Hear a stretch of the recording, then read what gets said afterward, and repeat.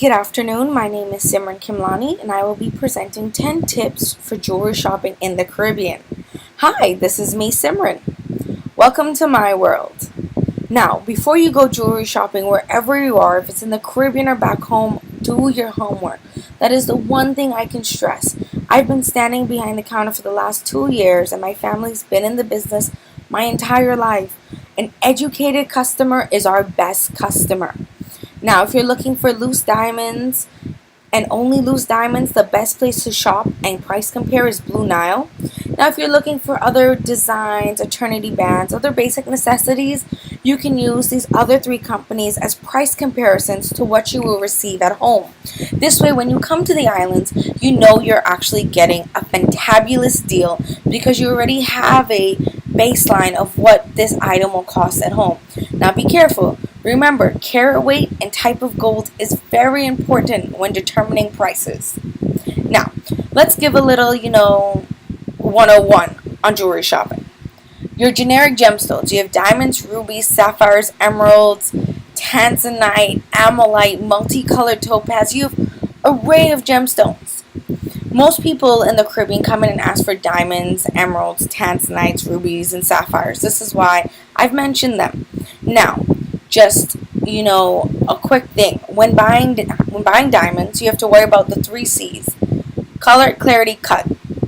3 most important things from when you're buying a diamond. When you're buying colored stones, even diamonds, you have to make sure they're not lab created. There is such a thing called lab created gemstones. You need to make sure you're getting an authentic gemstone. This is what you're paying your good money for. Also, sapphire and tanzanites look alike. I promise you, if you put 2 small stones right next to each other, you will not know the difference. Now, there is a difference. Sapphires are more bluey, tanzanites are purple. This is a very big difference, especially when you're looking at bigger stones. Also, tanzanite is a softer gemstone. You'll notice tanzanite can crack or scrape easily. Sapphires, rubies, and emeralds and diamonds don't do this. Tanzanite is what we call a 7 or 6 on the scale.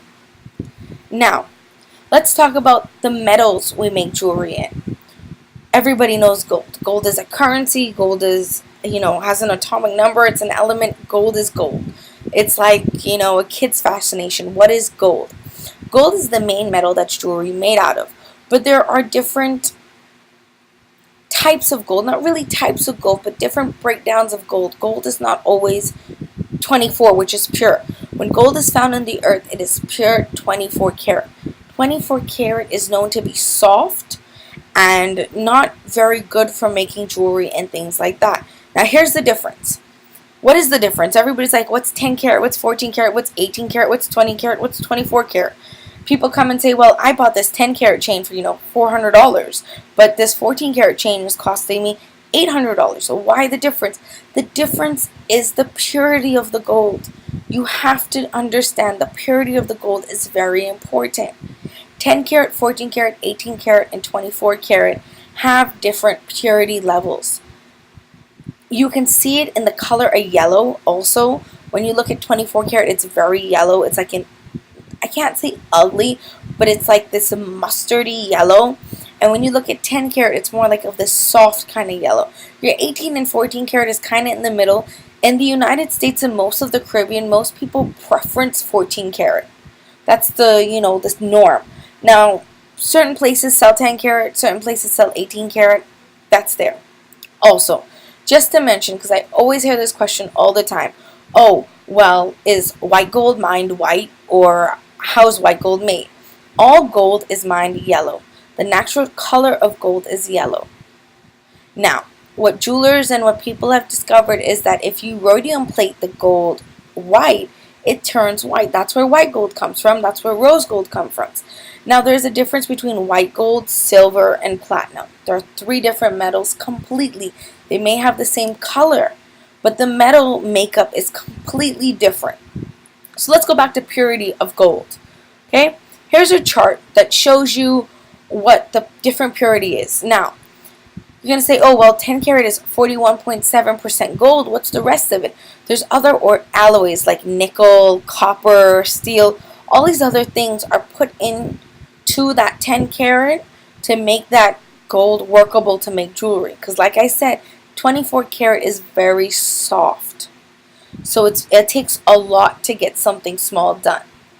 Now 14 karat is what you call the perfect mixture, and this is because it's more than 50% of gold. So majority of your ring is made out of gold. Now let's go up to 18 karat. 75% of your ring is gold. That means only 15% is other metals. Let's go to 20 karat. You have 83%. So as you go up in the carat, there's more gold and less other metals. But just remember, so getting a 24 karat ring is not very common or very possible. I don't even think people make 24 karat rings, especially when you're shopping in the Caribbean. The baseline of shopping in the Caribbean is anywhere between 14 and 18.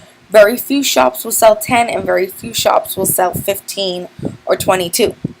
Now, you're going to say, oh, but now how do I spot a shady store?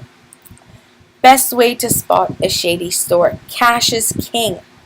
This is like in any business. They say if you give cash, you get a better deal. But in the jewelry business, if somebody's insisting for cash, and it's like if their ring was costing $10,000, and they say, you know what, if you give me cash, you can take it for $5,000, that's very shady. Because remember, as a consumer, a credit card protects you.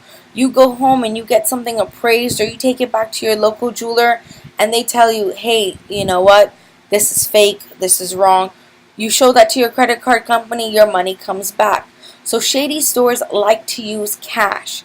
Shady stores, rely on cash and will give you a much better deal, as they may say, if you give them cash. This is one thing. Another thing is, every purchase should come with a appraisal or certification or something. If it's not GIA certified or EGL certified, the store should give a handwritten appraisal for what you bought. Now, the appraisal value is obviously going to be more than what you paid, because that's the whole point of appraisal value. The appraisal value is for you to go to your insurance and say, listen, my ring is worth this much, I need this on my insurance. But the appraisal is also written proof to what the salesman said. So if the salesman tells you 18 karat white gold diamond ring, diamond 2 carats, that appraisal needs to say 18 karat gold, white gold, diamond ring, diamond 2 carats. If it says anything other than that, then you cannot take the word of the salesperson.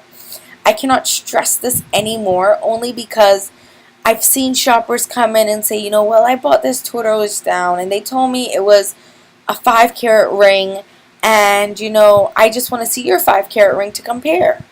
And I pull out mine, and it looks completely different. It's a day and night difference. These are things that a reputable store should give, and they may not give it willingly, but an educated customer will know. And this is why I'm sharing it with you guys, is that this is so important. This is so important. Now, another good thing to look at, and it sounds very cheesy and very basic, it goes with doing your homework, is customer review sites. TripAdvisor. Sites like these are a retailer's backbone, because you get good and bad news. You get, great reviews of what they did or what they didn't do. And then, you understand kind of where you're shopping. You also get an idea of how many jewelry stores there are in where you're going, which is really important, because if you only have 4 jewelry stores, then, your comparison becomes a little bit more narrow. But for example, if you come to the Bahamas, you have over 10 jewelry stores. You're able to come in and check every store. Now, minimum, I would say always compare 3 stores when you're looking for something, especially if you're not completely sure of what you're getting. You'll always kind of, go here and there, but you go to the place that you trust and that is willing to give you most of the certification. The more paperwork you have and the more they're willing to accept credit cards and things like that, the better you are as a customer. You are safer that way. So when you look at sites like TripAdvisor, look at the reviews. Be very analytical when you look at the reviews. Really make sure you're understanding what they're saying, and make sure you're, reading them thoroughly for every report. Now, well-known jewelry stores in the Caribbean. I have to end my, my webinar like this, because This is very important. There are stores that are throughout almost all the Caribbean islands.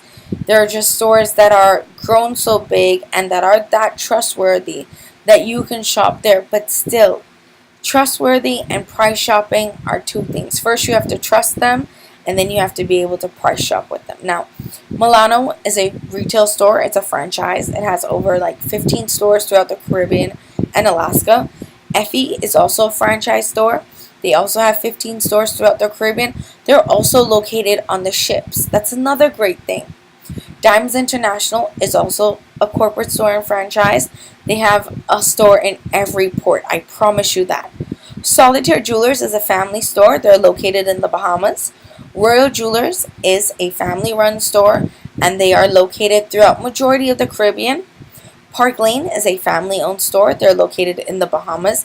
Imperial Jewelers is a family-owned store. They're located mainly in the Virgin Islands. Now, I've given you these names because these are companies I've worked for or I know them. And I can, say, listen, if you shop there, you're going to get a good deal. There are other stores that have been in the business for a long time. So, like I said, use these tips. Make sure that you have your homework done. Having your homework done is extremely important. Make sure you understand exactly what you're looking for. What gemstone may be, what type of metal. And then kind of, with your homework, you have that ballpark of what the price should be. Remember to always price shop. That's the one thing I can say. And if a salesman is too pushy and wants cash and only wants cash for a better deal and gives you extremes amount of money off, stay away. That could be a shady store where you end up in some problems. Now, I have to say thank you so much for listening. I hope you've learned a lot. If you have any questions or you need to reach me anyway, my information will be at the bottom of this slide. Thank you.